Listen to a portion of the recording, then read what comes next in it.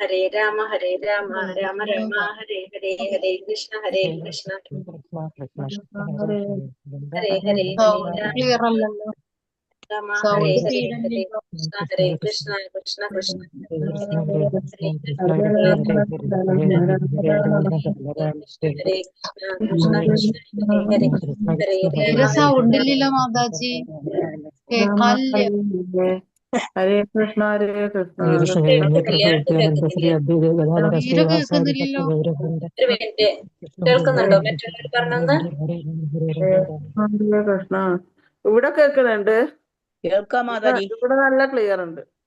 Mataji sound നോക്കിയൊന്ന്, മാതാജിയിലുള്ള problem ആണോ നോക്കിയേ, sound കൂട്ടി വെച്ച് നോക്ക്. ഇല്ല, കൊഴപ്പില്ല, തീരെ കേക്കാല്ലേ. ബാക്കി എല്ലാവർക്കും കേൾക്കുന്നുണ്ടോ? ക്ലിയർ ആണോ? ഇവിടെ ക്ലിയർ ആണ്. എല്ലാവർക്കും കേൾക്കുന്നുണ്ട്. കേൾക്കുന്നുണ്ട് മാതാജി. മാതാജി അപ്പം നോക്കൂ, മാതാജിയുടെ എന്തെങ്കിലും ബ്ലൂടൂത്ത് അങ്ങനെ ഓൺ ആയി കിടക്കുന്നുണ്ടോ നോക്കിക്കോളൂ, അല്ലെങ്കിൽ എന്തെങ്കിലും വേറെ. കേൾക്കുന്നുണ്ട് മാതാജി, കേൾക്കുന്നുണ്ട്. കേൾക്കുന്നുണ്ട്.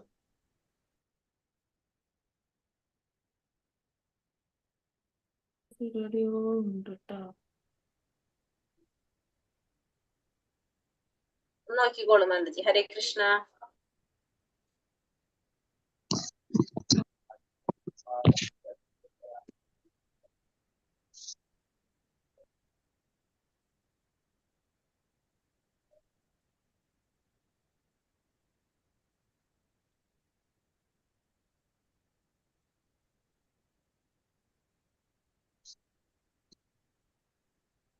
എത്ര വരെ എടുത്തു നമ്മള്? 10 വരെയാണ് എടുത്തത്. 15. എത്ര? 15. 15 വരെ എടുത്തു.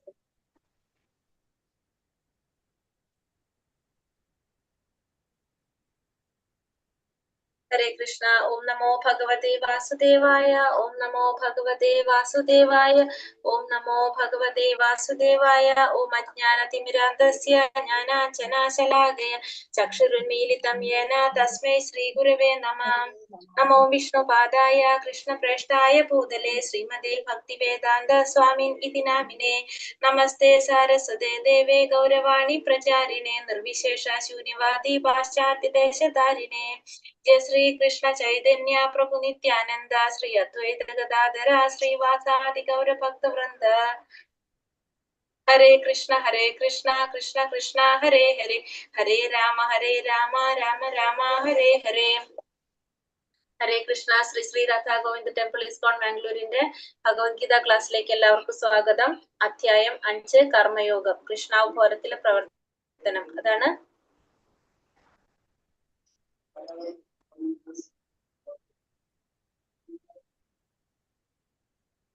നമ്മള് പഠിക്കുന്നത് അല്ലെ. ഇപ്പൊ നമ്മൾ കണ്ടുകൊണ്ടിരിക്കുന്നത് അതാണ്. അപ്പൊ നമുക്ക് നോക്കാം, ശ്ലോകത്തിലേക്ക് കടക്കാം.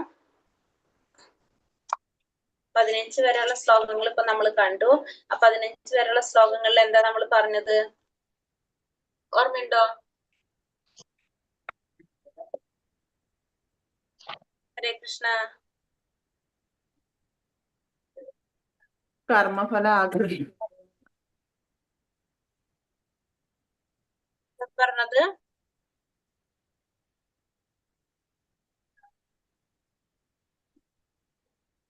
വൈഷ്ണവ സന്യാസികളെ കുറിച്ചൊക്കെ പറയണ്ടായിരുന്നു. ഈ അധ്യായത്തിലല്ലേ പറഞ്ഞു നമ്മള്?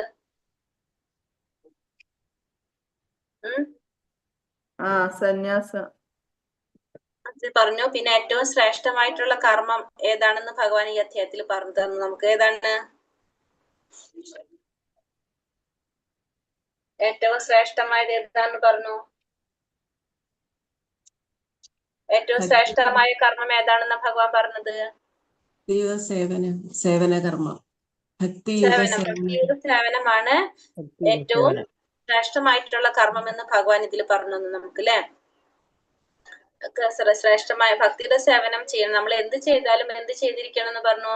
ഭക്തിയുടെ സേവനം ചെയ്താൽ മാത്രമേ നമുക്ക് പരിപൂർണതയിൽ എത്താനായിട്ട് സാധിക്കുള്ളൂ. അതുകൊണ്ട് ഭക്തിയുടെ സേവനം നമുക്ക് അത്യാവശ്യമാണെന്നുള്ളത് ഭഗവാൻ ഈ അധ്യായത്തിലൂടെ നമുക്ക് പറഞ്ഞു. പിന്നെന്താ പറഞ്ഞത്? രണ്ടു സന്യാസിമാര് തരം സന്യാസികളെ കുറിച്ച് പറഞ്ഞു. മായാവാദ സന്യാസികളും വൈഷ്ണവ സന്യാസികളും, ഇല്ലേ? പിന്നെ കൃഷ്ണാബോധം സിദ്ധിച്ച ഒരു വ്യക്തിയുടെ ലക്ഷണങ്ങൾ നമ്മൾ പറഞ്ഞു. എങ്ങനെയായിരിക്കും ആ വ്യക്തി? എല്ലാം ഭഗവാനിൽ അർപ്പിച്ച് ഭഗവാനിൽ അർപ്പിച്ച വ്യക്തിയാണ്. പിന്നെ എല്ലാവരോടും എങ്ങനെയായിരിക്കും? സമഭാവനയോടെ എല്ലാവരോടും സംഭാവനയോടെ ആയിരിക്കും എന്ന് പറഞ്ഞു. പിന്നെയും പറഞ്ഞില്ലേ നമ്മള് എന്താണ് പ്രതിഫലം ഇച്ഛിക്കാതെ പ്രതിഫലം ഇച്ഛിക്കാതെ നമ്മളെ കർമ്മങ്ങള് ഭഗവാൻ അർപ്പിക്കുന്ന സമയത്ത് അതിനൊരു റിട്ടേൺ പ്രതിഫലം ഇച്ഛിക്കാതെ കൂടാതെ കർമ്മം ചെയ്യുക. പ്രതിഫലം ഇച്ഛിക്കാതെ കർമ്മം ചെയ്യുക. പിന്നെ വേറെന്താ നമ്മൾ പറഞ്ഞത്? പിന്നെ നമ്മളെ ക്ലാസ്സിലല്ലേ പറഞ്ഞത്? നമ്മൾ എങ്ങനെയാ പറഞ്ഞത്? എന്താണ് എന്തിനു വേണ്ടി മാത്രം വാക്ക് ഉപയോഗിക്കാണ്? നമ്മള് ഭഗവാനെ കുറിച്ച് പറയാൻ വേണ്ടി മാത്രം വാക്കുകൾ ഉപയോഗിക്കുന്നു. പിന്നെ ഭഗവാന്റെ ദർശനത്തിന് പോകാൻ ഇഷ്ടം എപ്പോഴെവിടേക്കാണ്? അമ്പലങ്ങളിൽ ഭഗവാനെ ദർശിക്കാൻ പോകാനാണ് ഇഷ്ടപ്പെടുന്നതെന്ന് പറഞ്ഞു. അത് നമ്മളല്ലേ പറഞ്ഞത്? നമ്മളെ ക്ലാസ്സിലല്ലേ പറഞ്ഞത് അത് ഇന്നലെ? അതെ, ഭഗവാന് സമർപ്പിച്ചതിന് ശേഷം ഭക്ഷണം പ്രസാദം പറഞ്ഞു. ഇതൊക്കെയായിരുന്നു നമ്മൾ എന്ത് പറഞ്ഞത്? ഒരു കൃഷ്ണാവബോധം സിദ്ധിച്ച ഒരു വ്യക്തിയുടെ ലക്ഷണങ്ങൾ പറഞ്ഞു. ഒരു കാര്യം ചെയ്യാം, നമുക്ക് ഇന്നലത്തെ ആ ക്വസ്റ്റ്യൻ ആൻസർ എടുത്തതിന്റെ നോക്കിയിട്ട് പോവാം. നിങ്ങൾക്ക് ഓർമ്മയില്ലാത്ത പോലെ ഉണ്ട് പറയുന്നത് ഇരിക്കുമ്പോ. ജസ്റ്റ് അപ്പൊ ആ ക്ലാസ് ഒന്ന് ഇന്നലത്തെ ഓർമ്മ വരികയും ചെയ്യും. ഒന്നാമത്തെ ക്വസ്റ്റ്യൻ ഏതാണ്?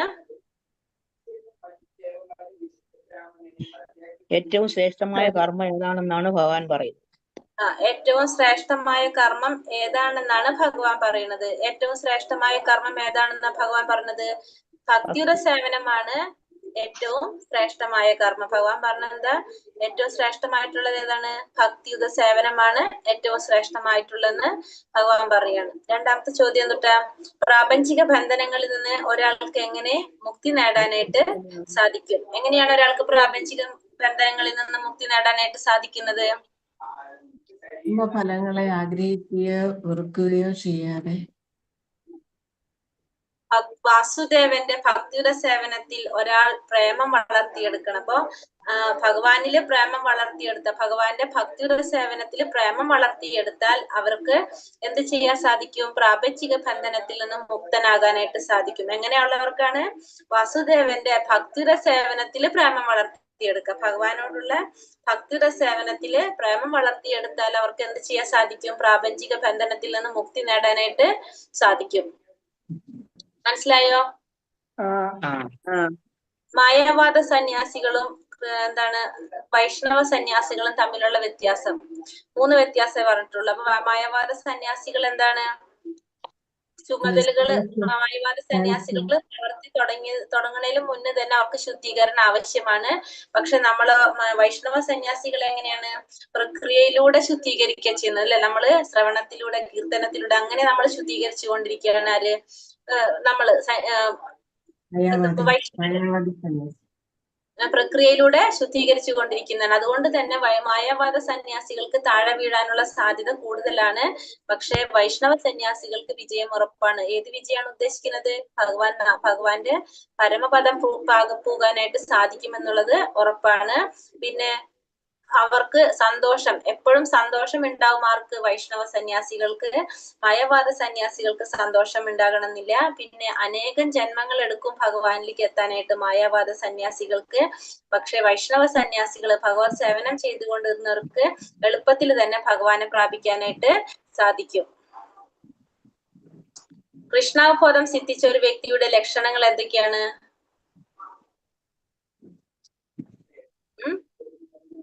കൃഷ്ണാവബോധം സിദ്ധിച്ച ഒരു വ്യക്തിയുടെ ലക്ഷണങ്ങൾ ഏതൊക്കെയാ?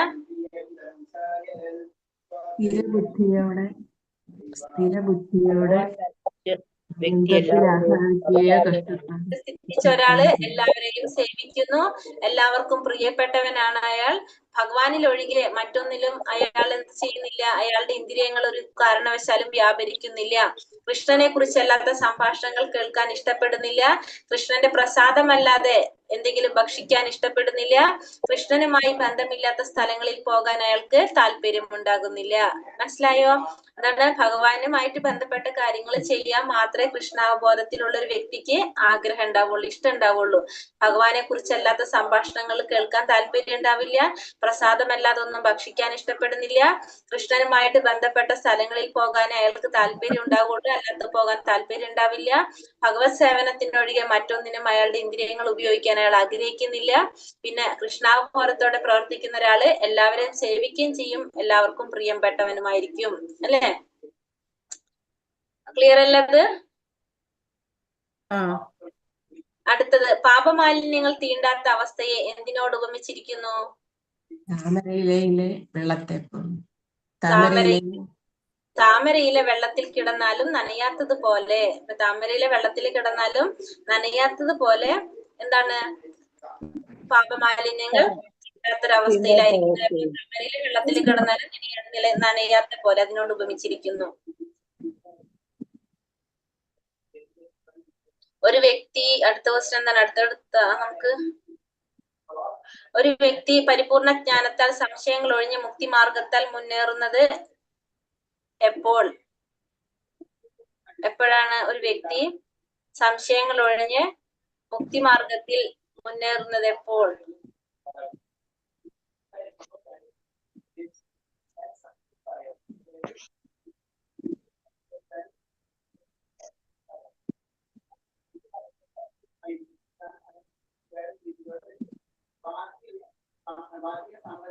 നമുക്ക് അതില്ലാന്ന് തോന്നുന്നില്ല. അടുത്ത് മനുഷ്യവർഗത്തിന് ക്ലേശങ്ങൾ അനുഭവിക്കേണ്ടി വരുന്നത് എപ്പോഴും എടുത്തിട്ടില്ല അല്ലെ? അതൊന്നും. ഓക്കെ.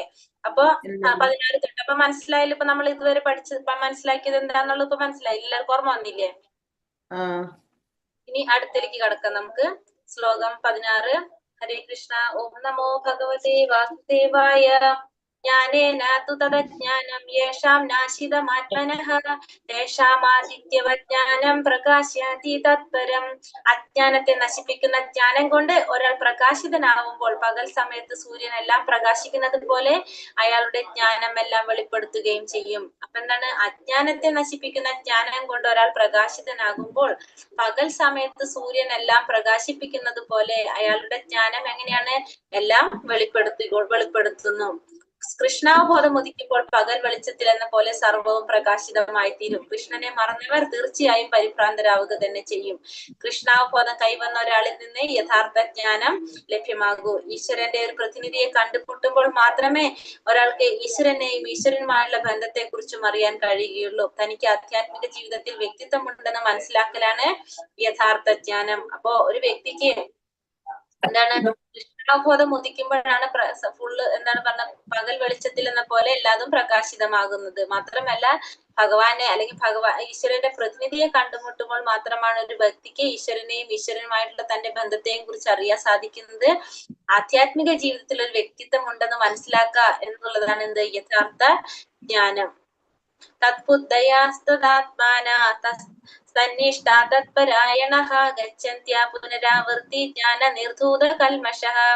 ബുദ്ധിയും മനസ്സും വിശ്വാസവും ആശ്രയമെല്ലാം പരമ്പൊരുളിൽ ഉറപ്പിച്ചു നിർത്തുമ്പോൾ പരിപൂർണ ജ്ഞാനത്താൽ സംശയങ്ങൾ ഒഴിഞ്ഞ് മുക്തി മാർഗത്തിൽ മുന്നേറുന്നു. അപ്പൊ ഒരു വ്യക്തി എപ്പോഴാണ് സംശയങ്ങൾ ഒഴിഞ്ഞ് മുക്തി മാർഗത്തിൽ മുന്നേറാൻ സാധിക്കുന്നത്?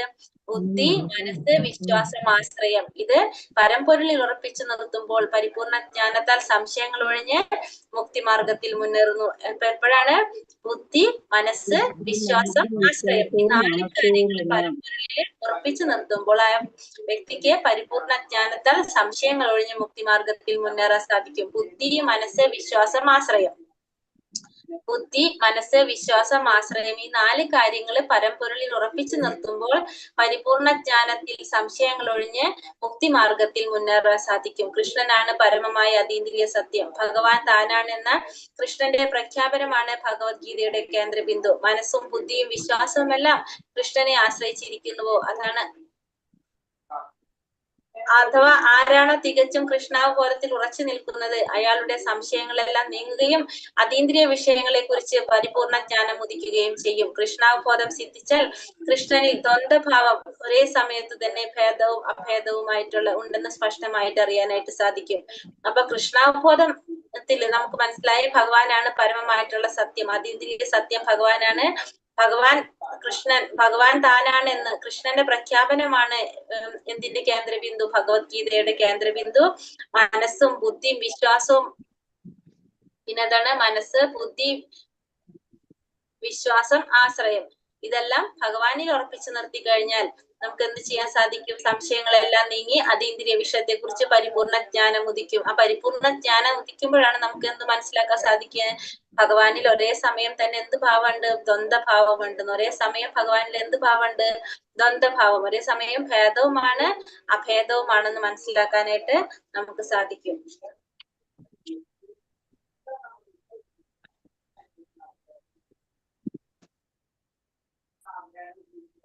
വിദ്യാ വിനയ സമ്പന്നേ ബ്രാഹ്മണേ ഗവിഹസ്തിനി ശുനി ചൈവ ശപാകേച്ച പണ്ഡിത സമദർശിനഃ. അറിവും വിനയമുള്ള ബ്രാഹ്മണനെയും പശുവിനെയും ആനയെയും നായയെയും നായ്മാംസം ഭക്ഷിക്കുന്ന ചാണ്ടാളനെയും സമദൃഷ്ടിയോടെ യഥാർത്ഥ ജ്ഞാനമുള്ളവരായ വിനയാനിതരായ പണ്ഡിതന്മാർ വീക്ഷിക്കുന്നത്. അപ്പൊ അറിവും വിനയമുള്ള ബ്രാഹ്മണന്, പശുവിന്, ആന, നായ, നായ്മാംസം ഭക്ഷിക്കുന്ന ചാണ്ടാളന്, ഇവയൊക്കെ സമദൃഷ്ടിയോടെ കാണാൻ ആർക്ക് സാധിക്കും? വിനയാനിതനായ പണ്ഡിതന് സാധിക്കും. കൃഷ്ണാവബോധം ഉദിച്ചവർക്ക് വർഗവിവേചനമോ ജാതിഭേദമോ ഉണ്ടാവില്ല.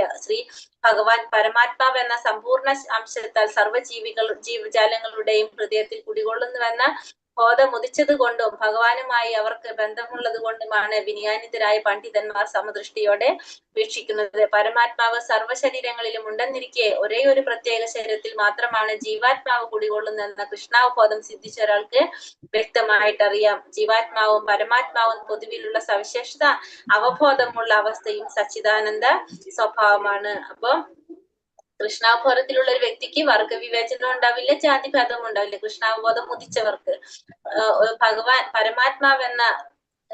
പരമാത്മാവാണ് ഭഗവാൻ എന്നും എല്ലാ ജീവജാലങ്ങളുടെ ഹൃദയത്തിലും ഭഗവാൻ കുടികൊള്ളുന്നുണ്ടെന്നും ബോധം ഉദിച്ചവർക്ക് എങ്ങനെയാണ്?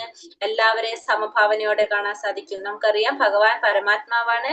എല്ലാവരുടെ ഹൃദയത്തിലും പരമാത്മ രൂപത്തിൽ ഭഗവാൻ ഇരിക്കുന്നുണ്ട്. എല്ലാവരും ഭഗവാന്റെ അംശമാണെന്ന് മനസ്സിലാക്കുന്നവർ എല്ലാവരെയും ഒരുപോലെ കാണാനായിട്ട് സമദൃഷ്ടിയോടെ വീക്ഷിക്കാനായിട്ട് ശ്രമിക്കും. പരമാത്മാവ് സർവ്വശരീരങ്ങളും ഉണ്ടെന്നിരിക്കെ ജീവാത്മാവ് ഒരു പ്രത്യേക ശരീരത്തിൽ മാത്രമേ കുടികൊള്ളൂ എന്ന് മനസ്സിലാക്കുക.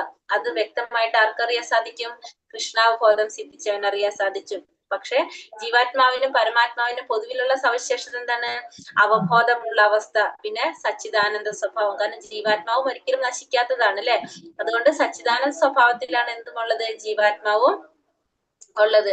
അടുത്തത്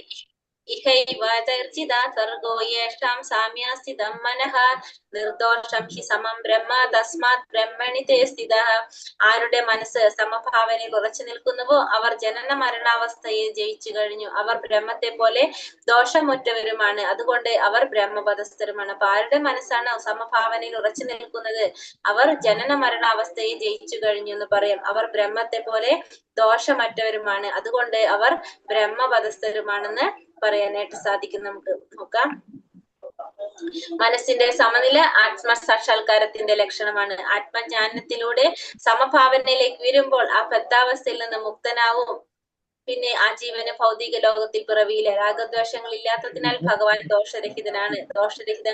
ദോഷങ്ങൾ ഒഴിഞ്ഞ് രാഗദോഷങ്ങൾ ഒഴിഞ്ഞ ജീവനും അതേവിധം ദോഷരഹിതനും പരവ്യോമം പുകാൻ അർഹനുമാകുന്നു. അപ്പൊ മനസ്സിന്റെ സമനില എന്ന് പറയുന്നത് എന്താണ്? ആത്മസാക്ഷാത്കാരത്തിന്റെ ലക്ഷണമാണ്. പിന്നെ ആത്മജ്ഞാനത്തിലൂടെ നമുക്ക് എന്തിലെത്താൻ സാധിക്കും? സമഭാവനയിലെത്താനായിട്ട് സാധിക്കും.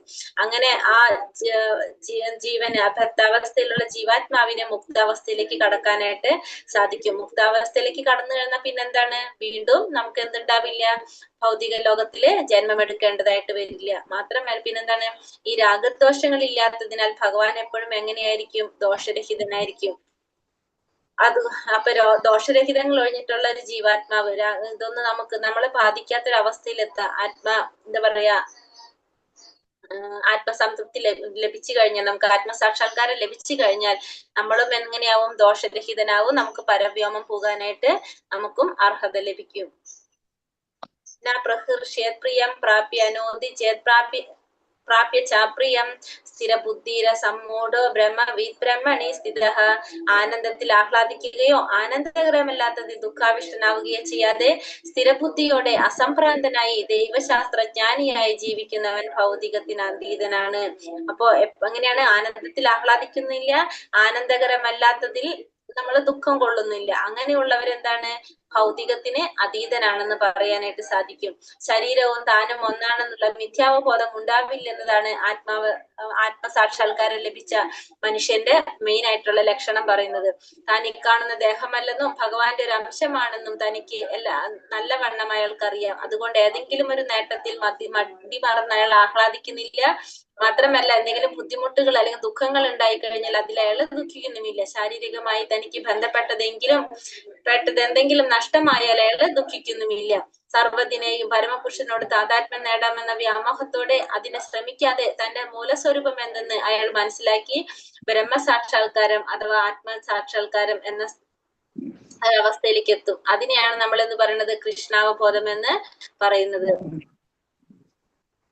ഭൗതിക ഭോഗങ്ങളിൽ ലൈംഗിക സുഖമാണ് മുഖ്യം. അതിന്റെ മാസ്മര ശക്തി വഴങ്ങിയതാണ് ഈ പ്രപഞ്ചം തന്നെ പ്രവർത്തിച്ചു പോകുന്നത്. ആത്മസാക്ഷാത്കാരവും ലൈംഗിക സുഖവും ഒരിക്കലും പൊരുത്തപ്പെട്ടു പോകാറില്ല. കൃഷ്ണാവബോധം സിദ്ധിച്ചയാൾ മഹാത്മാവാകയാൽ ഏത് വിഷയ സുഖങ്ങളിലും അനാസക്തനായിരിക്കും. അപ്പൊ കൃഷ്ണാവബോധത്തിലുള്ള വ്യക്തി എപ്പോഴും എങ്ങനെയായിരിക്കും? എല്ലാ ഇന്ദ്രിയ വിഷയങ്ങളിലും അനാസക്തനായിരിക്കും. അതിലൊന്നും അയാൾക്ക് ആസക്തി ഉണ്ടാകില്ല. സുഖങ്ങളിൽ അയാൾ സുഖിക്കുന്നില്ല, സുഖം അനുഭവിക്കാൻ ആഗ്രഹിക്കുന്നില്ല. ദുഃഖം വരുമ്പോ ദുഃഖങ്ങളും അയാൾ എന്താണ്? ദുഃഖിക്കുകയും ചെയ്യുന്നില്ല. കാരണം അയാളുടെ ബുദ്ധി എങ്ങനെയാണ്? സ്ഥിരബുദ്ധിയാണ്. ബുദ്ധി എന്താണ്? ബുദ്ധി കൃഷ്ണാവബോധത്തില് സിദ്ധിച്ചൊരു ബുദ്ധിയാണ് അയാളുടെ. അപ്പൊ അതുകൊണ്ട് തന്നെ ഇതിനെ കുറിച്ചൊക്കെ ഇതൊന്നും സ്ഥിരമായിട്ടുള്ളതെല്ലാം അയാൾക്ക് മനസ്സിലാക്കാനായിട്ട് സാധിക്കും. മാത്രമല്ല, തന്റെ മൂലസ്വരൂപം എന്താണ്? ഭഗവാനെ ഭഗവാനെ സേവിക്കുക എന്നുള്ളതാണെന്ന് മനസ്സിലാക്കുന്ന ആ വ്യക്തി അങ്ങനെയായിരിക്കും അദ്ദേഹം മനസ്സിലാക്കാൻ അയാൾക്ക് സാധിക്കും. അപ്പൊ അതുകൊണ്ട് തന്നെ അയാൾക്ക് ആ വ്യക്തിക്ക് എന്ത് ചെയ്യാൻ സാധിക്കും? ബ്രഹ്മസാക്ഷാത്കാരം പോകാൻ അല്ലെങ്കിൽ ആത്മസാക്ഷാത്കാരം നേടാനായിട്ട് സാധിക്കും. അങ്ങനെ ഉള്ളൊരു ബോധത്തെ, അത് മനസ്സിലാക്കുന്നതായ ബോധത്തെ നമുക്ക് എന്ത് പറയാം? കൃഷ്ണാവബോധം എന്ന് പറയാനായിട്ട് സാധിക്കും. ബാഹ്യസ്പർശേഷ സക്താത്മാ വിധത്യാത്മനി സയത്സുഖം സാ ബ്രഹ്മയോഗയുക്താത്മാ സുഖമക്ഷയമശ്നുതേ.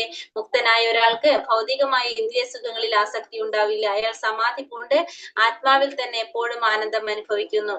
അപ്പൊ മുക്തനായിട്ടുള്ള ഒരു വ്യക്തിക്ക് ഇന്ദ്രിയ സുഖങ്ങളിൽ ഒരിക്കലും ആസക്തി ഉണ്ടാവില്ല. ആ വ്യക്തി എങ്ങനെയാണ്? സമാധി പൂണ്ടിട്ട് ആത്മാവിൽ തന്നെ എപ്പോഴും ആനന്ദം അനുഭവിക്കും. പരമതത്വത്തിൽ ഏകാഗ്രമായി മനസ്സുന്നത് കൊണ്ട് ആത്മസാക്ഷാത്കാരം ലഭിച്ച വ്യക്തി അളവറ്റ ആനന്ദം അനുഭവിക്കുന്നു.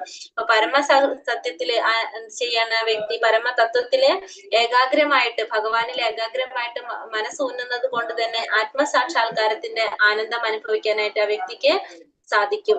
യേഹി സംസ്പർശജാ ഭോഗ ദുഃഖയോനേയ ഏവതേ ആദ്യന്തവന്ത കൗന്ദേയ നാദേഷു രമതേ ബുധഃ.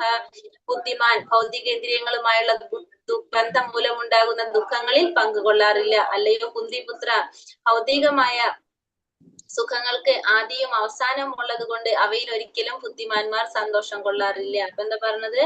ബുദ്ധിമാന്മാര് ഭൗതിക ഇന്ദ്രിയങ്ങൾ മൂലമുണ്ടാകുന്ന ദുഃഖങ്ങളിൽ ഒരിക്കലും പങ്കുകൊള്ളാറില്ല. ഭൗതിക സുഖങ്ങൾക്ക് നമുക്കറിയാം ആദ്യം ഉണ്ട്, അതിന് അവസാനമുണ്ട്. അതുകൊണ്ട് തന്നെ അതിലൊരിക്കലും ബുദ്ധിമാന്മാര് സന്തോഷം കാണാറില്ല. ഭൗതികമായ ഇന്ദ്രിയ സുഖങ്ങൾ ഇന്ദ്രിയങ്ങളുമായുള്ള ബന്ധം കൊണ്ടാണ് ഉണ്ടാകുന്നത്. അവ ക്ഷണികമായിട്ടുള്ളതാണ്. യോഗികൾ പരമസത്യത്തിൽ നിന്ന് അനന്തവും ഇന്ദ്രിയാതീതവുമായ ആനന്ദം അനുഭവിക്കുന്നു. യഥാർത്ഥ യോഗികളാവട്ടെ വിജ്ഞരായ അതീന്ദ്രിയ ജ്ഞാനികളാകട്ടെ വിഷയ സുഖങ്ങളിൽ ആസക്തരാകാറില്ല. ഭൗതിക സുഖസക്തനാണോ, എത്രത്തോളം ഒരു വ്യക്തി ഭൗതിക സുഖങ്ങൾ അനുഭവിച്ചു കൊണ്ടിരിക്കുന്നു അത്രത്തോളം ആ വ്യക്തി എന്ത് അനുഭവിക്കേണ്ടി വരും?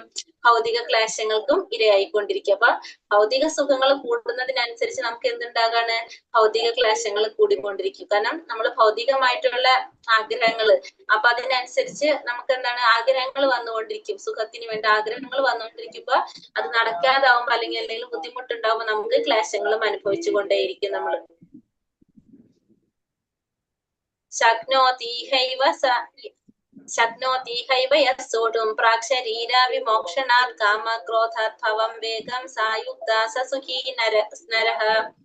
ഈ ശരീരം ത്യജിക്കുന്നതിന് മുമ്പ് ഭൗതികമായ ഇന്ദ്രിയങ്ങളുടെ ത്വരയെ ചെറുക്കാനും കാമക്രോധങ്ങൾ നിയന്ത്രിക്കാനും സാധിക്കുന്ന ആൾ നല്ല സ്ഥിതിയിൽ വർത്തിക്കുന്നു. അയാൾ ഈ ലോകത്തിൽ സന്തോഷവാനാണ്. അപ്പൊ ഈ ശരീരം ത്യജിക്കുന്നതിന് മുമ്പ് എന്ത് ചെയ്യണം? ഭൗതികമായിട്ടുള്ള ഇന്ദ്രിയങ്ങളുടെ ത്വരയെ ചെറുക്കാൻ സാധിക്കണം. പിന്നെ കാമക്രോധങ്ങൾ നിയന്ത്രിക്കാൻ സാധിക്കും. അങ്ങനെയാണെങ്കിൽ ആ വ്യക്തി എങ്ങനെയാണ്? നല്ല സ്ഥിതിയിൽ വർത്തിക്കുന്നു എന്ന് പറയാം. അയാൾ ഈ ലോകത്തില് സന്തോഷവാനാണെന്ന് പറയാം. കാരണം ഇന്ദ്രിയ സുഖങ്ങളില്, ഇന്ദ്രിയ വിഷയങ്ങളിൽ നമുക്ക് ആസക്തി ഇല്ലെങ്കിൽ സ്വാഭാവികമായിട്ട് നമുക്ക് എന്തുണ്ടാവില്ല? ക്ലേശങ്ങൾ ഉണ്ടാവില്ല. ആത്മസാക്ഷാത്കാരത്തിന്റെ വഴിയിൽ ശരിക്കും മുന്നേറണമെങ്കിൽ ഭൗതിക ഇന്ദ്രിയങ്ങളുടെ പ്രാബല്യങ്ങൾ നിയന്ത്രണം ചെയ്യേ പറ്റും. അപ്പൊ ആത്മസാക്ഷാത്കാരത്തിൽ മുന്നേറണമെങ്കിൽ നമ്മൾ ഈ ഇന്ദ്രിയങ്ങള്, ഭൗതിക ഇന്ദ്രിയങ്ങളുടെ പ്രാബല്യത്തെ നമ്മൾ എന്ത് ചെയ്യണം എന്ന് പറഞ്ഞ് നിയന്ത്രിച്ചത് അത്യാവശ്യമാണ്. വാക്ക്, മനസ്സ്, ഉദരം, ജനനേന്ദ്രിയം, രസന, ക്രോധം ഇവയ്ക്കെല്ലാം കൊണ്ട് ഗണ്യമായ ശക്തി. വ്യത്യസ്തങ്ങളായ ഇന്ദ്രിയങ്ങളെയും മനസ്സിനെയും കീഴടക്കാൻ സാധിച്ചവൻ ഗോസ്വാമി അഥവാ സ്വാമി എന്ന് വിളിക്കപ്പെടുന്നു. ഇന്ദ്രിയ നിയന്ത്രണം ചെയ്യാൻ കഴിയുമില്ലെങ്കിൽ ആത്മസാക്ഷാത്കാരമായി, കഴിഞ്ഞാൽ ആത്മസാക്ഷാത്കാരമായി. ആത്മസാക്ഷാത്കാര ഒരാൾ സന്തുഷ്ടനാകുന്നു. അവിടെ ഇന്ദ്രിയ നിയന്ത്രണത്തിലൂടെ മാത്രമേ നമുക്ക് ഭൗതിക ഇന്ദ്രിയങ്ങള് നിയന്ത്രിക്കണം എന്നാണ് പറയുന്നത്, ആത്മസാക്ഷാത്കാരത്തിന്റെ വഴിയിൽ ശരിക്കും മുന്നേറണമെങ്കിൽ. അങ്ങനെ ഇന്ദ്രിയ നിയന്ത്രണം സാധിച്ച വ്യക്തിയെ നമുക്ക് എന്ത് പറയാം? ഗോസ്വാമി എന്ന് പറയാനായിട്ട് സാധിക്കും. അങ്ങനെ ഇന്ദ്രിയ നിയന്ത്രണം ചെയ്യാൻ സാധിച്ചു കഴിഞ്ഞാൽ നമുക്ക് ആത്മസാക്ഷാത്കാരം ചെയ്യാനായിട്ട്, ആത്മസാക്ഷാത്കാരത്തിൽ എത്താൻ സാധിക്കും. ആത്മസാക്ഷാത്കാരത്തിൽ എത്തിക്കഴിഞ്ഞാൽ ആ വ്യക്തി എങ്ങനെയായിരിക്കും? സന്തുഷ്ടനായിരിക്കും. യോന്ത സുഖോന്തരാത്മാ സന്ദാർത്ഥ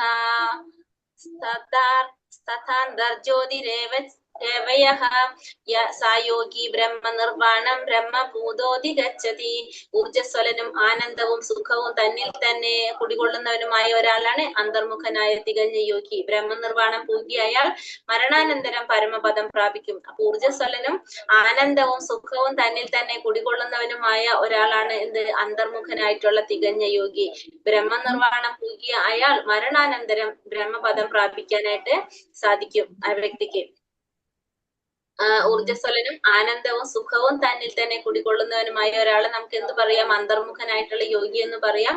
ബ്രഹ്മനിർവാണം പൂകിയ അയാൾക്ക് മരണാന്തരം എന്ത് ചെയ്യാൻ സാധിക്കും? പരമപദം പ്രാപിക്കാനായിട്ട് സാധിക്കും. മുക്തനായ ഒരാൾ ബാഹ്യവും ഭൗതികവുമായ സുഖം ഗ്രഹിക്കുകയില്ല. ഇതാണ് ബ്രഹ്മഭൂതാവസ്ഥ. ബ്രഹ്മഭൂതാവസ്ഥ നിലയിലെത്തിയ യോഗി സ്വധാമമായ ഭഗവത്ധാമം പ്രാപിക്കുമെന്നുള്ളത് ഉറപ്പാണ്.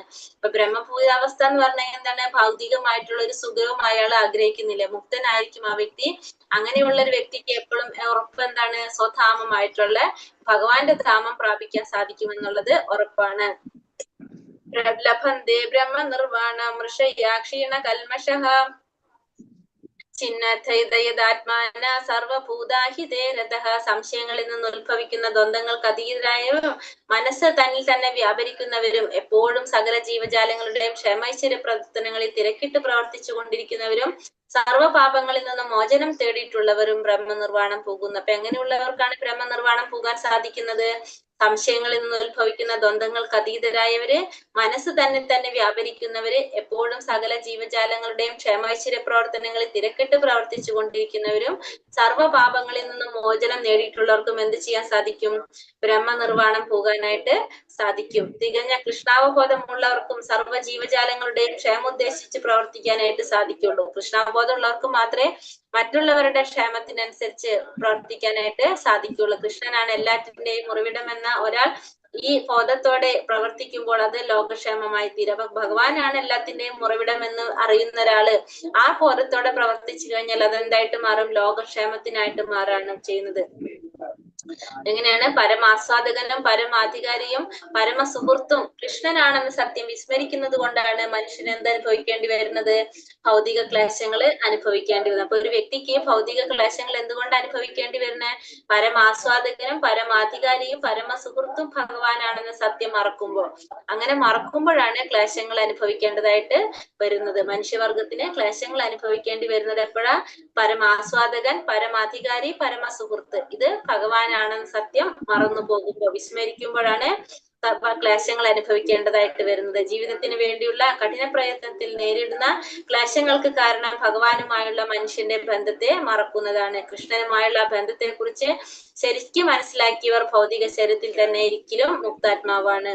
അപ്പോ ക്ലേശങ്ങൾ മനുഷ്യന് അനുഭവിക്കേണ്ടി വരുന്നത് പരമാസ്വാദകനും അധികാരിയും സുഹൃത്തും ഭഗവാനാണെന്ന സത്യം മറക്കുമ്പോഴാണ് ക്ലേശങ്ങൾ അനുഭവിക്കേണ്ടി വരുന്നത്. അതായത് ഭഗവാനെ കുറിച്ച് മറക്കുമ്പോഴാണ് മനുഷ്യർക്ക് ക്ലേശങ്ങള് അനുഭവിക്കേണ്ടതായിട്ട് വരുന്നത്. കാമ ക്രോധ വിമുക്താനാം യതീനാം യതചേതസാം അഭിതോ ബ്രഹ്മ നിർവാണം വർത്തതേ വിദിതാത്മനാം. കാമക്രോധങ്ങൾ ഒഴിഞ്ഞ് അച്ചടക്കത്തോടെ പരിപൂർണതയ്ക്ക് വേണ്ടി അനവരതം യജിക്കുന്ന ആത്മസാക്ഷാത്കാരം നേടിയവർക്ക് അചിരേണ പരമപദപ്രാപ്തി സുനിശ്ചിതമാണ്. അപ്പൊ കാമക്രോധങ്ങൾ ഒഴിഞ്ഞ് അച്ചടക്കത്തോടെ പരിപൂർണതയ്ക്ക് വേണ്ടി അനവരതം യജിക്കുന്ന ആത്മസാക്ഷാത്കാരം നേടിയവർക്ക് എന്ത് ചെയ്യാൻ സാധിക്കും? പരമപദം പ്രാപിക്കാനായിട്ട് സാധിക്കും. അങ്ങനെയുള്ളവർക്കാണ് കാമക്രോധങ്ങൾ ഒഴിഞ്ഞ് അച്ചടക്കത്തോടെ പരിപൂർണതയ്ക്ക് വേണ്ടി യത്നിക്കുന്ന ആത്മസാക്ഷാത്കാരം നേടിയവർക്കാണ് എന്ത് ചെയ്യാൻ സാധിക്കുന്നത്? പരമപദം പ്രാപിക്കാനായിട്ട് സാധിക്കുന്നത്. മുക്തിക്ക് വേണ്ടി നിരന്തരം യത്നിച്ചു കൊണ്ടിരിക്കുന്ന പവിത്രാത്മാക്കളിൽ വെച്ച് ഉത്തമനാണ് കൃഷ്ണാവബോധം സിദ്ധിച്ച വ്യക്തി. കാമ്യകർമ്മങ്ങളുടെ ഫലം അനുഭവിക്കാനുള്ള ആഗ്രഹം ഭക്തനായ ജീവാത്മാവിൽ ആഴത്തിൽ വേരൂന്നി കിടക്കുകയാണ്. എത്ര ശ്രമിച്ചാലും ഏറെ പരിശ്രമിച്ചാലും മഹർഷിമാർ പോലും അത്തരം ആഗ്രഹങ്ങൾ നിയന്ത്രിക്കാൻ പ്രയാസമുണ്ട്. കൃഷ്ണാവബോധത്തോടെ നിരന്തരം ഭഗവത് സേവനത്തിൽ ഏർപ്പെടുന്ന ഭക്തനാകട്ടെ പൂർണ്ണമായ ആത്മസാക്ഷാത്കാരം നേടി പെട്ടെന്ന് തന്നെ പരമപദ പ്രാപ്തി ലഭിക്കുന്നു. നോട്ടം കൊണ്ട് മാത്രമാണ് മത്സ്യം കുഞ്ഞുങ്ങളെ പോറ്റുന്നത്, ആമാധ്യാനം കൊണ്ടും. അതുപോലെ കൃഷ്ണാവബോധമുള്ള ഭക്തനും ഭഗവത് ധാമത്തിൽ നിന്ന് വിദൂരസ്ഥനെങ്കിലും നിരന്തരമായ ധ്യാനത്തിലൂടെ ഭഗവത് ധാമത്തിലേക്ക് ഉയരാനായിട്ട് സാധിക്കും. അപ്പൊ കൃഷ്ണാവബോധം സിദ്ധിച്ച ഒരു വ്യക്തി എന്ന് വെച്ചിട്ടുണ്ടെങ്കിൽ മുക്തിക്ക് വേണ്ടി നിരന്തരം യത്നിച്ചുകൊണ്ടിരിക്കുന്ന ഉത്തമനായിട്ടുള്ള ഒരു വ്യക്തി. അങ്ങനെയുള്ളവർക്കാണ് എന്ത് കിട്ടുന്നത്? കൃഷ്ണാവബോധം സിദ്ധിക്കാൻ സാധിക്കുന്നത്. പിന്നെ അത് മാത്രല്ല കാമ്യകർമ്മങ്ങളുടെ ഫലം അനുഭവിക്കാനുള്ള ആഗ്രഹം ഭക്തനായ ജീവാത്മാവില് ആഴത്തിലുണ്ട്. അത് എത്ര ശ്രമിച്ചാലും മഹർഷിമാർക്ക് പോലും അത് നിയന്ത്രിക്കാനായിട്ട് പ്രയാസമാണെന്ന് പറഞ്ഞു. അപ്പൊ അത്രയും നമ്മൾ ഭഗവത് സേവനം ചെയ്ത് പരിശുദ്ധരായാൽ മാത്രമേ നമുക്ക് ഇത് നിയന്ത്രിക്കാനായിട്ട് സാധിക്കുള്ളൂ. കൃഷ്ണാവബോധത്തോടെ നിരന്തരം ഭഗവത് സേവനത്തിൽ ഏർപ്പെടുന്ന ഭക്തനെ ആത്മസാക്ഷാത്കാരം നേടി പെട്ടെന്ന് തന്നെ ആ ഭക്തനെ പരമപദ പ്രാപ്തി നേടാനായിട്ട് സാധിക്കും. പിന്നെ കൃഷ്ണാവബോധത്തിലേക്ക് ഉയരാൻ എങ്ങനെയുള്ളവർക്ക് സാധിക്കുന്ന പറയുന്നത് ഭഗവത് ധാമത്തിൽ നിന്ന് വിദൂരസ്ഥനാണെങ്കിലും നിരന്തരമായ ധ്യാനത്തിലൂടെ നമുക്ക് ഭഗവത് ധാമത്തിലേക്ക് ഉയരാനായിട്ട് സാധിക്കും. അതിന് ഉദാഹരണം പറയുകയാണ് നോട്ടം കൊണ്ട് മത്സ്യം എന്ത് ചെയ്യുന്നത്? നോട്ടം കൊണ്ടാണ് മത്സ്യം കുഞ്ഞുങ്ങളെ പോറ്റുന്നത്, ആമ ധ്യാനം കൊണ്ടും. അതുപോലെ തന്നെ നിരന്തര ധ്യാനത്തിലൂടെ ഭഗവത് ധാമത്തിൽ നിന്ന് വിദൂരസ്ഥനാണെങ്കിലും കൃഷ്ണാവബോധം കൊണ്ട് ഭഗവാന്റെ ധാമത്തിലേക്ക് ഉയരാനായിട്ട് സാധിക്കും. സ്പർശാൻ കൃത്വാ ബഹിർബാഹ്യാൻ ചക്ഷു ശൈവാന്തരേ ഭ്രുവോഃ പ്രാണാപാനോ സമകൃത്വാ നാസ്യാഭ്യന്തരചാരിണോ യതേന്ദ്രിയാ മനോ ബുദ്ധിർമുനിർ മോക്ഷാപരായണഃ വിഗതേ ച ഭയക്രോധായ സദാ മുക്ത ഏവ സഃ. ബാഹ്യ വിഷയങ്ങളെല്ലാം നിരോധിച്ചും പുരുക്കങ്ങൾക്കിടയിൽ ദൃഷ്ടി ഉറപ്പിച്ചും ശ്വാസോച്ഛ്വാസങ്ങളെ നാസാദ്വാരങ്ങളെ സമനിലയിൽ നിർത്തിയും ഇന്ദ്രിയങ്ങളെയും മനസ്സിനെയും ബുദ്ധിയെയും നിയന്ത്രിച്ച് മുക്തി ലക്ഷ്യമാക്കിയ യോഗി രാഗദോഷങ്ങളിൽ നിന്നും ഭയത്തിൽ നിന്നും മോചനം നേടുന്നു. സദാ ഇതേ അവസ്ഥയിൽ പുരുന്ന അയാൾ മുക്തനാണ്. എന്താ പറയണത്? ബാഹ്യ വിഷയങ്ങളെല്ലാം നിരോധിച്ച് പുരുകങ്ങൾക്കിടയിൽ ദൃഷ്ടി ഉറപ്പിച്ച് ശ്വാസോച്ഛ്വാസങ്ങളെ നാസാദ്വാരങ്ങളെ സമനിലയിൽ നിർത്തിയും ഇന്ദ്രിയങ്ങളെയും മനസ്സിനെയും ബുദ്ധിയെയും നിയന്ത്രിച്ച് മുക്തി ലക്ഷ്യമാക്കിയ യോഗി രാഗദ്വേഷങ്ങളിൽ നിന്നും ഭയത്തിൽ നിന്നും മോചനം തേടുന്നു. ഇതേ അവസ്ഥയിൽ പുലരുന്ന അയാൾ എങ്ങനെയായിരിക്കും? മുക്തനായിരിക്കും. യോഗയിലൊക്കെ ചെയ്യുന്നവർക്ക് സാധിക്കുന്ന കാര്യങ്ങളാണ് ഇതൊക്കെ. അങ്ങനെയുള്ളവര് മുക്തനായിരിക്കും എന്ന് പറയാണ്. നിയമ, ആസനം, പ്രാണായാമം, പ്രത്യാഹാരം, ധാരണ, ധ്യാന, സമാധി എന്നീ 8 വിഭാഗങ്ങൾ ഉൾപ്പെടുന്ന അഷ്ടാംഗ യോഗ. അപ്പൊ അഷ്ടാംഗ യോഗ പദ്ധതിയിലൂടെയാണ് നമുക്ക് ഇതൊക്കെ ചെയ്യാനായിട്ട് സാധിക്കുന്നത്. അതിന്റെ 8 പടവുകളാണ് പറയുന്നത്, 8 സ്റ്റെപ്പുകളാണ് പറയുന്നത്. യമ, നിയമ, ആസന, പ്രാണായാമം, പ്രത്യാഹാരം, ധാരണ, ധ്യാന, സമാധി. അടുത്ത അധ്യായം അതാണ്. അതിൽ ക്ലിയർ ആയിട്ട് പറയും. യോഗചര്യ, യോഗ സിദ്ധാന്തങ്ങളെ പ്രവൃത്തിയിൽ വരുത്താൻ ഏറ്റവും എളുപ്പമുള്ള വഴി എന്താണ്? കൃഷ്ണാവബോധത്തിനുണ്ട്. കൃഷ്ണാവബോധം ഉദിച്ച ഒരാൾ സദാ ഭക്തിപൂർവമായ സേവനത്തിൽ ഏർപ്പെട്ടുകൊണ്ടിരിക്കയാൽ മറ്റു വിഷയങ്ങളിൽ ഇന്ദ്രിയങ്ങളെ വ്യാപരിച്ച അപകട സാധ്യത ഉണ്ടാകുന്നില്ല. അപ്പൊ കൃഷ്ണാവബോധത്തിലുള്ള ഒരു വ്യക്തി എന്താണ്? എപ്പോഴും ഇന്ദ്രിയങ്ങളെ ഭഗവാന്റെ സേവനത്തിന് വേണ്ടി ഉപയോഗപ്പെടുത്തുന്നത് തന്നെ മറ്റുള്ള വിഷയങ്ങളിൽ എന്തുണ്ടാവുന്നില്ല? വ്യാപരിച്ചു പോകുന്നില്ല, മറ്റുള്ള വിഷയങ്ങളിലേക്ക് ശ്രദ്ധ പോകുന്നില്ല. ഭോക്താരം യജ്ഞ തപസാം സർവലോകാമഹേശ്വരം സുഹൃതം സർവഭൂതാനാം ജ്ഞാത്വം ശാന്തിമിർച്ഛതി. യജ്ഞങ്ങളുടെയും തപസ്സുകളുടെയും ഭോക്താവും ദേവന്മാരുടെയും സർവ്വലോകങ്ങളുടെയും അധിപനും എല്ലാ ജീവികളുടെയും സുഹൃത്തും അഭ്യുതകാംക്ഷിയുമാണ് ഞാനെന്ന് മനസ്സിലാക്കിയ തികഞ്ഞ കൃഷ്ണാബോധമുള്ള വ്യക്തി ഭൗതിക ക്ലേശങ്ങൾ ഒഴിഞ്ഞ് ശാന്തി നേടുന്നു. അപ്പൊ എങ്ങനെയാണ് ഭഗവാനെ മനസ്സിലാക്കേണ്ടത്? യജ്ഞങ്ങളുടെയും തപസ്സുകളുടെയും ഭോക്താവാണ് ഭഗവാൻ. ദേവന്മാരുടെയും സർവ്വലോകങ്ങളുടെയും അധിപനാണ് ഭഗവാൻ. എല്ലാ ജീവികളുടെയും സുഹൃത്തും അഭ്യുതകാംക്ഷിയുമാണ് ഭഗവാൻ എന്ന് മനസ്സിലാക്കുന്ന വ്യക്തി ഭൗതികമായിട്ടുള്ള ക്ലേശങ്ങളെല്ലാം ഒഴിഞ്ഞ് ശാന്തി നേടാനായിട്ട് സാധിക്കും. ഭഗവാനാണ്, കൃഷ്ണ ഭഗവാനാണ് സർവ്വലോകങ്ങളുടെയും തദ്വാസികളായ ദേവന്മാരുടെയും അധിപതിയായ സർവോത്കൃഷ്ടനായ അദ്ദേഹത്തിന്റെ അതീന്ദ്രിയ സേവനത്തിനായി മനുഷ്യർ തങ്ങളുടെ സർവസ്വവും അർപ്പിക്കണം. ഇതാണ് ശ്രേഷ്ഠമായ ശാന്തി നേടാനുള്ള വഴി. നാം പറഞ്ഞു, ഭഗവാനാണ് പരമാധികാരി. ദേവന്മാരുൾപ്പെടെ എല്ലാ ജീവാത്മാക്കളും അദ്ദേഹത്തിന്റെ ആശ്രിതരാണ്. തികഞ്ഞ കൃഷ്ണാവബോധം കൊണ്ടേ പൂർണ്ണ ശാന്തി നേടാനായിട്ട് സാധിക്കുള്ളൂ. പരമപുരുഷനുമായി തനിക്കുള്ള ബന്ധത്തെ പറ്റി പൂർണ്ണമായി അറിഞ്ഞുകൊണ്ടാണ് കൃഷ്ണാബോധ പ്രവർത്തനം. ഒരാൾ മുക്തനാകുന്നത് ഈ ഭൗതിക പ്രകൃതിയുടെ കെട്ടുപാടിൽ നിന്ന് എത്ര കണ്ട് കൃഷ്ണാബോധം പുരോഗമിക്കുന്നതിന്റെ അടിസ്ഥാനത്തിലാണ്. ഭക്തിപൂർവ്വ സേവനത്തിന് മാത്രമേ മനുഷ്യന് ശാന്തി നൽകാനായിട്ട് സാധിക്കുള്ളൂ. ഇതാണ് ജീവിതത്തിന്റെ പരിപൂർണത എന്ന് പറയുന്നത്. അപ്പൊ ഇതിൽ പറയുന്നത് എന്താണ്? നമ്മള് ഭോക്താരാം യജ്ഞതപസാം സർവലോക മഹേശ്വരം സുഹൃതം സർവഭൂതാനാം ശാന്തി മൃത്യുത്. ശാന്തി ശ്ലോകം എന്നാണ് ഈ ശ്ലോകം അറിയപ്പെടുന്നത്. എല്ലാ യജ്ഞങ്ങളുടെയും ഭോക്താവ്, തപസ്സുകളുടെയും ഭോക്താവ്, ദേവന്മാരുടെയും സർവ്വലോകങ്ങളുടെയും അധിപനാണ്. എല്ലാ ജീവികളുടെയും സുഹൃത്തും അഭ്യുതകാംക്ഷിയുമാണെന്ന് മനസ്സിലാക്കിയിട്ടുള്ള വ്യക്തിക്ക് ഭൗതിക ക്ലേശങ്ങൾ ഒഴിഞ്ഞ് ശാന്തി നേടാനായിട്ട് സാധിക്കും. അപ്പൊ ഭഗവാനാണ് പരമാധികാരി, ദേവന്മാരെല്ലാവരും ഭഗവാന്റെ ആശ്രിതന്മാരാണ് എന്ന് മനസ്സിലാക്കുന്നവർക്കാണ് പൂർണ്ണ ശാന്തി നേടാനായിട്ട് സാധിക്കുന്നത്. അങ്ങനെ അതിനു വേണ്ടി ഭഗവാന് വേണ്ടി നമ്മൾ എന്ത് ചെയ്യണം? സർവവും ഭഗവാനായിട്ട് സമർപ്പിക്കണം. ഹരേ കൃഷ്ണ കൃഷ്ണ കൃഷ്ണ ഹരേ ഹരേ, ഹരേ രാമ രാമ രാമ ഹരേ ഹരേ. വഞ്ചാകൽപതരൂപശ്ച കൃപാസിന്ധോഭ്യവച പതിതാനാം പാവനേഭ്യോ വൈഷ്ണവേഭ്യോ നമോ നമഃ. അനന്തകോടി വൈഷ്ണവൃന്ദി കി ജയ്. ശ്രീല പ്രഭുപാദി കി ജയ്. ശ്രീല ഗുരുദേവ് കി ജയ്. നിതായ് ഗൗര പ്രമാനന്ദേ. ഹരി ഹരി ബോൾ. ഹരേ കൃഷ്ണ. എല്ലാവർക്കും നന്ദി. ക്വസ്റ്റ്യൻ ആൻസർ ബാക്കിയുള്ള നോക്കാം നമുക്ക്.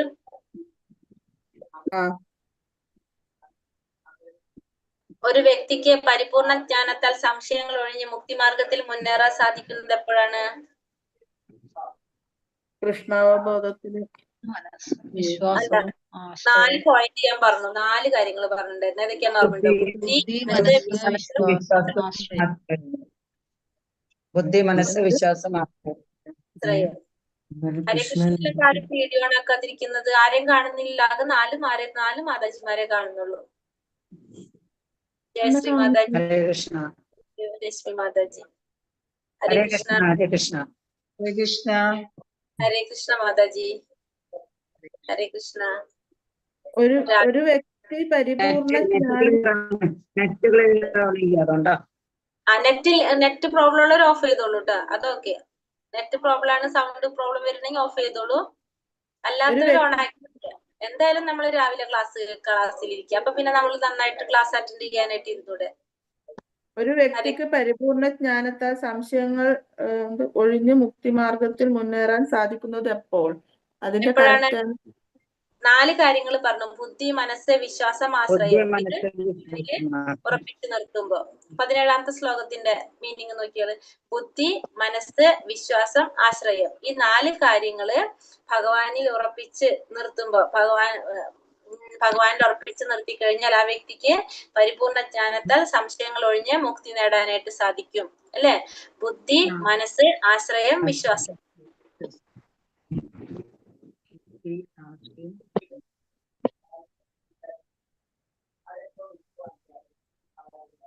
കേട്ടോ? മനസ്സ്, ബുദ്ധി, ആശ്രയം, വിശ്വാസം. ക്ലിയർ ആയില്ലേ? മനുഷ്യവർഗത്തിന് ക്ലേശങ്ങൾ അനുഭവിക്കേണ്ടി വരുന്നത് എപ്പോഴാണ്? പരമാധികാരിയും പരമസുഹൃത്തും കൃഷ്ണനാണെന്ന് സത്യം മറക്കുമ്പോൾ. പരമാധികാരിയും പിന്നെന്താ?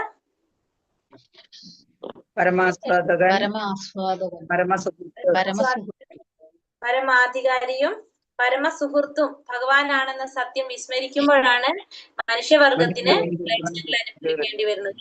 പരമാസ്വാദകനും പരമാധികാരിയും പരമസുഹൃത്തും ഭഗവാനാണെന്നുള്ള സത്യം നമ്മള് മറക്കുമ്പോഴാണ് നമുക്ക് എന്ത് വരുന്നത്? ക്ലേശങ്ങൾ അനുഭവിക്കേണ്ടതായിട്ട് വരുന്നത്. എപ്പോഴാണ് ബ്രഹ്മനിർവാണം പോകാൻ സാധിക്കുന്നത്? എപ്പോഴോ? സംശയങ്ങളിൽ നിന്ന് ഉത്ഭവിക്കുന്ന ദ്വന്ദ്ങ്ങൾക്കെതിരായവരും മനസ്സ് തന്നിൽ തന്നെ വ്യാപിപ്പിക്കുന്നവരും എപ്പോഴും സകല ജീവജാലങ്ങളുടെയും ക്ഷേമൈശ്വര്യ പ്രവർത്തനങ്ങളിൽ തിരക്കിട്ട് പ്രവർത്തിച്ചു കൊണ്ടിരിക്കുന്നവരും സർവ്വപാപങ്ങളിൽ നിന്നും മോചനം നേടിയിട്ടുള്ളവർ.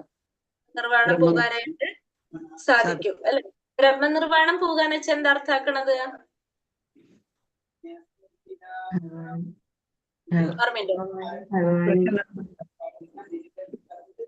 ബ്രഹ്മനിർവ്വാണം പോകാന്ന് വെച്ചാൽ എന്താ അർത്ഥം? ആനന്ദവും സുഖവും തന്നെ ബ്രഹ്മനിർവ്വാണം ഭൗതികത്തിൽ നിന്ന് മോചനം നേടി ആത്മീയതയിലേക്ക് കടക്കുക. അതിനെയാണ് നമ്മൾ എന്ത് പറയാ? ബ്രഹ്മനിർവ്വാണം പോകുക എന്ന് പറയാ. നമ്മള് ഭൗതികതയിൽ നിന്ന് മോചനം നേടാ, ഭൗതികതയിൽ നിന്ന് നമ്മൾ മോചിതരായിട്ട് ആത്മീയതയിലേക്ക് കടക്കുന്നതിനാണ് നമ്മൾ എന്ത് പറയുന്നത്? ഭൗതികതയിൽ നിന്ന് ആത്മീയതയിലേക്ക് കടക്കുക. അതിനെയാണ് നമ്മൾ ബ്രഹ്മനിർവ്വാണം പോകുക എന്ന് പറയാ. അപ്പൊ സംശയങ്ങളിൽ നിന്ന് ഉത്ഭവിക്കുന്ന ദ്വന്ദ്ങ്ങൾക്ക് അതീതരായവരും മനസ്സ് തന്നിൽ തന്നെ വ്യാപരിക്കുക. മനസ്സ് തന്നിൽ തന്നെ വ്യാപരിക്കുക എന്ന് വെച്ചിട്ടുണ്ടെങ്കില് വേറെ ഒന്നിലും നമുക്കൊരു ശ്രദ്ധ ഉണ്ടാവില്ല. വേറെ ഒന്നിലും ആകൃഷ്ടനാകാതെ നമ്മൾ എന്തിനു ഭൗതികമായ യാതൊരു കാര്യങ്ങളും ശ്രദ്ധിക്കാതെ നമ്മൾ എന്തിനെ കുറിച്ച് മാത്രം ചിന്തിക്കുകയാണ്? നമ്മുടെ പരമാത്മാവിനെ കുറിച്ച്, ആത്മാവിനെ കുറിച്ച് മാത്രം ചിന്തിച്ചു കൊണ്ടിരിക്കുക. എങ്ങനെയാണ് നമുക്ക് സ്വയം ആത്മജ്ഞാനം ചിന്തിച്ചു കൊണ്ടിരിക്കുക? അതിനെയാണ് നമ്മള് മനസ്സ് തന്നിൽ തന്നെ വ്യാപരിച്ചു കൊണ്ടിരിക്കുക എന്ന് പറയുന്നത്. എപ്പോഴും സകല ജീവജാലങ്ങളുടെയും ക്ഷേമൈശ്വര്യ പ്രവർത്തനങ്ങളിൽ തിരക്കിട്ട് പ്രവർത്തിച്ചു കൊണ്ടിരിക്കുക. സർവ്വപാപങ്ങളിൽ നിന്ന് മോചനം നേടിയിട്ടുള്ളവർക്ക് എന്ത് ചെയ്യാൻ സാധിക്കും? ബ്രഹ്മനിർവ്വാണം പോകാനായിട്ട് സാധിക്കും. ഭൗതികതയിൽ നിന്ന് ആത്മീയതയിലേക്ക് കടക്കാനായിട്ട് സാധിക്കും. പിന്നെ അപ്പൊ എന്താണ് പറഞ്ഞത്? ഒന്ന് മനസ്സ് തന്നിൽ തന്നെ വ്യാപരിച്ചിരിക്കുന്നവര്, ദ്വന്ദ്ങ്ങൾക്ക് അതീതരായത്, സകല ജീവജാലങ്ങൾക്കും ക്ഷേമൈശ്വര്യ പ്രവർത്തനങ്ങൾ ചെയ്തുകൊണ്ടിരിക്കുന്നവര്. അതായത് എങ്ങനെയുള്ളവരായിരിക്കും ക്ഷേമൈശ്വര്യ പ്രവർത്തനങ്ങൾ ചെയ്തുകൊണ്ടിരിക്കുക? തനിക്ക് ആ ഒരു ജ്ഞാനം കിട്ടി. അജ്ഞാനം കൊണ്ടാണ് മറ്റുള്ളവർ എന്ത് വരാത്തത്? ഈ കൃഷ്ണാബോധത്തിലേക്ക് വരാത്തത് എന്നുള്ളൊരു ജ്ഞാനം ആർക്കുണ്ട്? ഈ ജ്ഞാനം നേടിയ ഒരു വ്യക്തിക്കുണ്ട്. ബ്രഹ്മനിർവ്വാണം പോകാൻ സാധിക്കുന്ന വ്യക്തിക്കുണ്ട്. അതുകൊണ്ട് തന്നെ ആ വ്യക്തി എന്ത് ചെയ്തുകൊണ്ടിരിക്കും? അയാൾക്ക് അറിയാവുന്ന കാര്യങ്ങള് മറ്റുള്ളവർക്ക് പറഞ്ഞു കൊടുത്ത് അവരെയും കൂടി നമ്മൾ എന്തിലേക്ക് കൊണ്ടുവരാൻ ശ്രമിക്കും? ഇതിലേക്ക് കൊണ്ടുവരാൻ ശ്രമിക്കും. അതിനയാള് പരിശ്രമിച്ചു കൊണ്ടിരിക്കും. കാരണം എന്താണ്? നമുക്കൊരു ജ്ഞാനം കിട്ടി. മറ്റുള്ളവര് അജ്ഞാനം കൊണ്ടാണ് അവർ ഇതിലേക്ക് കടക്കാത്തത് അല്ലെ? ഭഗവാനെ കുറിച്ച് അറിയാത്തത് കൊണ്ട്, ഭഗവാനും താനും തമ്മിലുള്ള ബന്ധത്തെ കുറിച്ച് മനസ്സിലാക്കാത്തത് കൊണ്ടാണ് അവർ എന്ത് വരാത്തത്? അവർ കൃഷ്ണാബോധത്തിലേക്ക് എത്താത്തത്. അപ്പൊ അതുകൊണ്ട് എന്ത് ചെയ്യും? ബ്രഹ്മനിർവ്വാണം പോകുന്ന വ്യക്തി എന്ത് ചെയ്യും? മറ്റുള്ളവർക്ക് അത് പറഞ്ഞു മനസ്സിലാക്കി കൊടുക്കാനായിട്ട് ശ്രമിക്കും. തനിക്ക് കിട്ടിയ ഒരു ജ്ഞാനം മറ്റുള്ളവർക്ക് പകർന്നു കൊടുക്കാനായിട്ട് ശ്രമിക്കും. അതാണ് ഇവിടെ ക്ഷേമൈശ്വര്യ പ്രവർത്തനങ്ങൾ എന്ന് പറയുന്നത്. പിന്നെ അതുപോലെ തന്നെ മനസ്സ് തന്നിൽ തന്നെ വ്യാപരിക്കാന്ന് പറഞ്ഞാല് ഭൗതികമായിട്ടുള്ള എല്ലാ കാര്യങ്ങളിലുള്ള ചിന്ത ഒഴിവാക്കിയിട്ട് ആത്മാവിനെ കുറിച്ച് മാത്രം ചിന്തിക്കുക. ആത്മസാക്ഷാത്കാരം നേടേണ്ട കാര്യങ്ങൾ മാത്രം ചിന്തിച്ചുകൊണ്ടിരിക്കുക. അതാണ് മനസ്സ് തന്നിൽ തന്നെ വ്യാപരിക്കുക എന്ന് പറഞ്ഞ. ക്ലിയർ ആയുള്ളത്? അടുത്തത് ഭഗവത്ഗീതയിലെ ശാന്തി ശ്ലോകത്തിൽ എങ്ങനെ ശാന്തി നേടാന്നാ പറയുന്നത്? എങ്ങനെയാണ് ശാന്തി നേടാന്ന് പറയുന്നത്? എല്ലാ പരമാധികാരി എന്ന് അതായത് പറയുന്നത് എല്ലാ യജ്ഞങ്ങളുടെയും തപസ്സുകളുടെയും ഭോക്താവാണ് ഭഗവാൻ എന്ന് മനസ്സിലാക്കി, ദേവന്മാരുടെയും ലോകങ്ങളുടെയും അധിപനാണെന്ന് മനസ്സിലാക്കി, എല്ലാ ജീവികളുടെയും സുഹൃത്തും അഭ്യുതകാംക്ഷിയാണെന്ന് മനസ്സിലാക്കുന്ന വ്യക്തിക്ക് എന്ത് ചെയ്യാൻ സാധിക്കും? ശാന്തി നേടാനായിട്ട് സാധിക്കും. ശാന്തി നേടാനായിട്ട് സാധിക്കും. മാതാജി, ഗോസ്വാമി എന്ന് പറഞ്ഞ എന്തെന്നാ ഒന്നുകൂടെ പറയുവോ? ഗോസ്വാമി ഇന്ദ്രിയങ്ങളെ നിയന്ത്രിക്കാൻ കഴിയുന്ന വ്യക്തിയെ ഗോസ്വാമി എന്ന് പറയും. ഇന്ദ്രിയങ്ങളെ നിയന്ത്രിക്കാൻ കഴിയുന്ന വ്യക്തിയാണ് ഗോസ്വാമി. മാതാജി,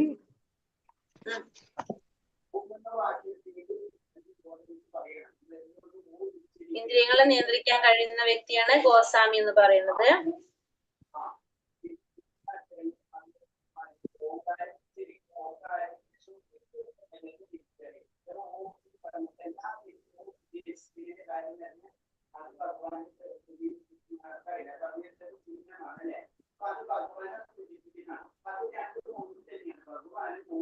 ഈ അധ്യായത്തിൽ നമുക്ക് എന്താ പറഞ്ഞത്? കൃഷ്ണാവബോധത്തിന്റെ ഒരു പ്രായോഗിക വിവരണം നമുക്ക് ഇവിടെ തന്നത് അല്ലെ? കർമ്മയോഗം എങ്ങനെ മുക്തി നേടാമെന്നുള്ള ഒരു പ്രശ്നത്തിന് ഉത്തരം നമുക്ക് ഇതിലൂടെ കിട്ടാണ് ചെയ്യുന്നത്. കൃഷ്ണാവബോധ പ്രവർത്തനവും പിന്നെ അതുപോലെ തന്നെ അതീന്ദ്രിയ ജ്ഞാനവും രണ്ടും ഭിന്നമായിട്ടുള്ളതെല്ലാം നമുക്ക് ഇതിന് മനസ്സിലാക്കാം. കാരണം കൃഷ്ണാവബോധം എന്ന് വെച്ചാൽ നേരിട്ട് നമ്മൾ എങ്ങനെയാണ് ഭക്തിയോഗത്തിലേക്ക് പോകാണ് ചെയ്യുന്നത്. ഈ ഭക്തിയോഗത്തിലേക്ക് നയിക്കുന്നത്